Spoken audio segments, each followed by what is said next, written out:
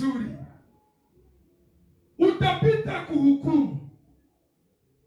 Mungu atakuwa na iko naomba, ndio ashadanganya watu, tuko naona na unaruka sana, unaruka sana, lakini Mungu iko naona kenye kunafanya.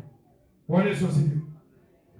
Usikuwe na shaka kwa maisha. Daudi nampenda, mtu wa kwanza mdunia mwenye kukuwa na boga ni Kapeti, wa kwanza mdunia. Na ndio maana Mungu alimpenda. Sababu gani? Mungu anasema wenye woga hawataona ufalme wa nani? Sasa utakuwa na boga bila adui, inaomba adui wakue.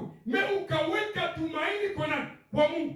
Adui watapigana wao peke kubo peke. Na ndio mimi niko naomba hili, mpondane nyie peke kunyepe, na niko na vimba mu Yesu. Haleluya. Bwana Yesu asifiwe. Mtoto wa Mungu jipatie amani.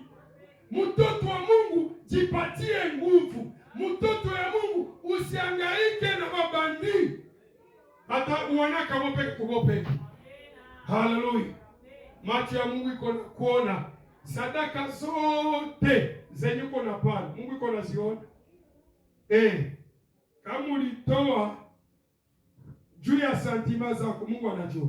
Na kama unatoa kwa roho na kweli, Mungu anajua. Kama unakuja kukanisa juu ya macho ya kutante watu, Mungu iko na kuona. Macho yetu iko na limite. Tunaongea juu ya macho tatu.